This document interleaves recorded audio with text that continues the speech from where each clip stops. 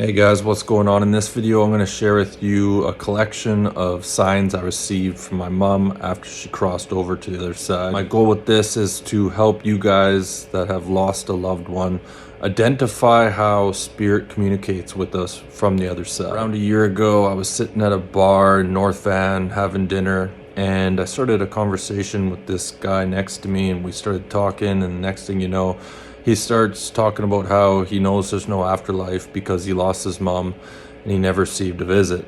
And, I'm sitting here, got Archangel Michael tattoos on my arms because in 2014 I attempted to take my life and Archangel Michael appears. And, I don't believe in an afterlife. I know that an afterlife exists. And a lot of times when we lose a loved one, we think that in order for us to receive a sign, they have to appear to us as a glowing soul by our, the foot of our bed or something. But the truth is, sometimes signs can be a lot more subtle. I lost my mom in 2013, and the very next day when I woke up, I walked outside. I was feeling very dazed and confused about my reality, and I put my hand on one of the trees in the backyard and I started to cry, and I heard my mom's voice say, "You don't have to cry, I'm right here." And, if you hear them, their voice, a message, that's not just you going crazy, they hear everything you're thinking and saying, and they see what you're doing. So if you hear a voice from a crossed over loved one, don't just write it off as mumbo jumbo. The next crazy sign I received from my mom after she passed away was the day of her funeral. Me and my dad were sitting in the garage talking. We had 2 cigars and neither one of us could find a lighter. However, we already had the cigars in our mouth, and in order to get a lighter we had to walk inside and go to the kitchen. And as we were both walking inside with the cigars in our mouth, I felt this presence go by me, and the next thing, my cigar breaks in half and falls to the floor.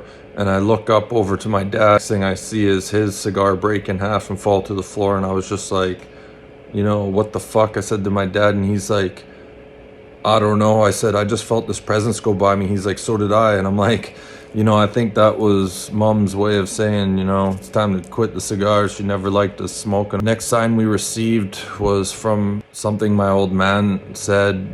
He came into the house and he said, "Okay, Adeline, if you can hear me, I want a sign." And sure enough, moments later, my dad walked around the corner into the living room.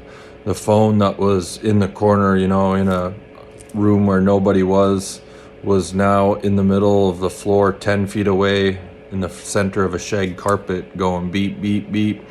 And, if a phone would have fell off of its stand, especially with shag carpet, the most it would have went is 3, 4, 5 feet. This was like 10 or 12 feet into the center of the room right after my dad asked for a sign.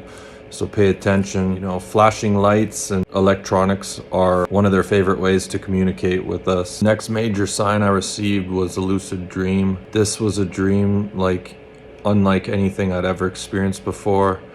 I remember it like it was yesterday, and I went into this building and I met my mom and we hugged, and it was unlike anything I ever experienced before.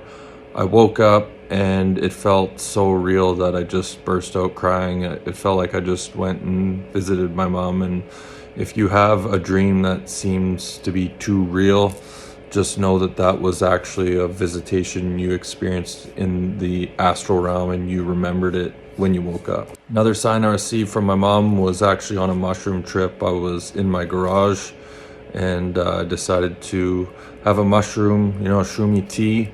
And I was just sitting there meditating, and I look over to my right, and even though it was dark, almost hard to see any of the pictures, the picture right in the middle with my mom and the rest of her family, her image was just glowing white, like a flashlight was protruding out of it.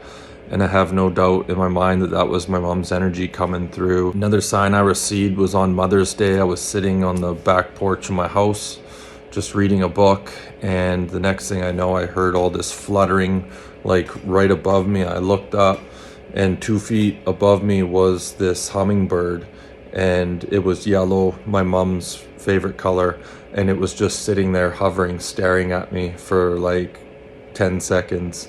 And as soon as I acknowledged it, it just hovered there for a minute and then just flew off. And coincidences like that. You know, it's Mother's Day, you get some strange behavior from an animal. Lost over loved ones can sometimes use animals to deliver a message, so keep that in mind. Even insects like ladybugs, dragonflies, things like that. Another crazy experience I had was shortly after my mom passed away. I was in the food court in Willowbrook Mall, just you know, trying to get some food down, and this place, the food court, was absolutely packed. As far as I could tell, there was no seats left, so I just started walking around.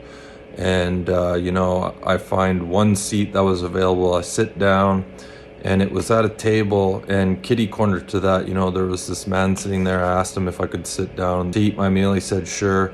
Now this, keep in mind, this was a guy that was like 6'2", plus or minus a couple inches. He was a tall guy, and he was close to like 300 pounds. Like, he was a big dude, impossible to miss, right? And at this point, like, I was extremely depressed. I think I had one hand on my head while I was trying to eat with the other one. And at this point, I was experiencing a pretty intense depression. And this guy asked me, he's like, "Oh, how's your day going?" And even though I had my head down and I was eating, I just said, you know, "Good, thanks, how's yours?" And I looked up, and he was completely gone. I stood up. I was like, what the fuck? I stood up, and I did a 360 in this food court, and this 6 foot plus dude that was 300 plus pounds had completely just disappeared.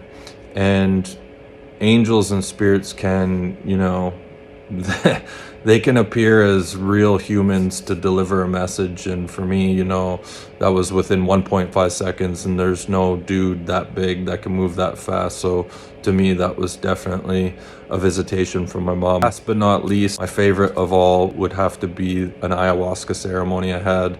You know, I lost my mom to cancer 3 months before my son was born, and 13 months later I attempted to take my life. And if it wasn't for Archangel Michael appearing, I wouldn't be here. It's really messed up from the fact that my mom had passed away right before her first grandson was born.